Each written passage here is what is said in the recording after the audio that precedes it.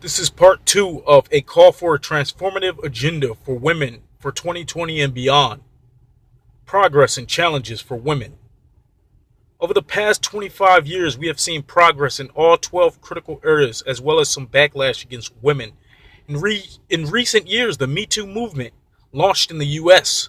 Okay, so the Me Too movement, that's looked at as an accomplishment, revealed pervasive and widespread sexual violence and harassment in every industry and sector, with ripple effects across the globe. So, how can an agenda cause something to all of a sudden be exposed when, if it was there the whole time, why haven't we shined light on it before? Last year, we also witnessed the unprecedented election of more than 100 women to the U.S. Congress. Additionally, this year, New Zealand's Prime Minister Jacinda Ardern successfully implemented a national ban on automatic weapons after the attack in Christchurch. Okay, so that's seen as an accomplishment. Prime Minister Jacinda Ardern successfully implemented a national ban on automatic weapons. Why is that some sort of an accomplishment? Five nations, Rwanda, Cuba, Bolivia, Mexico, and Grenada, achieved gender equality in their parliaments. What does that mean? Sweden and Canada put forth feminist foreign and development assistance policies. And Ireland historically repealed a long-standing abortion ban. Okay, so abortion is good. The murder of babies is an accomplishment to them. In global development, we witnessed major progress in key areas, including a 44% reduction in maternal mortality globally and a 40% decrease in child mortality. Progress has also been made in education with an additional 41 million girls enrolled in primary school. Areas of slower progress include political equality, reduction in violence against women, pay equity, legal ownership, economic participation, and access to reproductive health services. Only 23% of the world's parliamentarians are women, and there are only 15 female world leaders. 35% of the world's women have experienced either physical or sexual violence. Globally, a woman earns only 77 cents for every dollar a man earns. At the rate of progress, women will not realize pay equity until the year 2069. You got to understand how they're running the numbers. It's all about what you're taking as your data set. And although we have made progress in access to reproductive health services in many regions, more than 200 million women around the world still lack access to reproductive health services. I don't even know why you want them to be in control of your reproductive health services.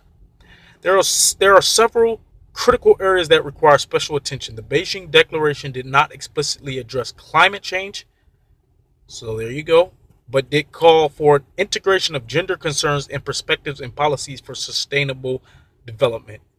Okay, and you need to look into the UN Sustainable Development Goals if you haven't. You can check out my documentary on my page as well. Today, climate, it is titled The Puppet Master's Totalitarian Agenda. Today, climate change possesses an existential crisis, with carbon emissions rising at an alarming rate, which will disproportionately impact the poorest nations and women particularly. 8% of climate refugees today are women.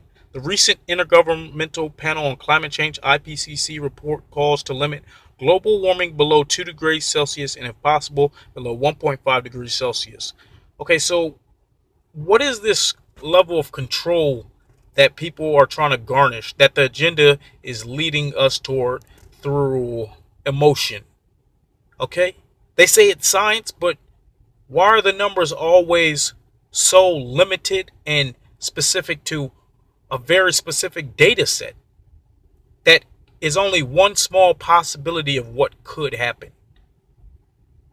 Women leaders have been instrumental in raising awareness of the nature of environmental crisis we face, and may be the force that inspires urgently needed action. And what are we seeing now? Women and children being used and playing a part in pushing forward the agendas set forth by the UN. At the recent G20 summit in Japan, the Women's Forum for the Economy and Society issued a call to the G20, taking the lead for inclusion, women leading climate action, which builds upon women's engagement at COP21, the Rome Manifesto, and the UN FCCC Gender Action Plan adopted at the 23rd Conference of the Parties, COP23. The report calls for gender equality in climate decision-making bodies by 2030 in recognition of the critical role women play in fighting climate change. The impact of climate change on women and the belief that transitioning to a green economy is an opportunity for women's economic, political, and social progress. So you can see how they want to tie this all back to women's rights. In addition, lack of progress on women's property rights require renewed attention, especially as trends toward conservatism and nationalism roll back women's legal rights in many nations.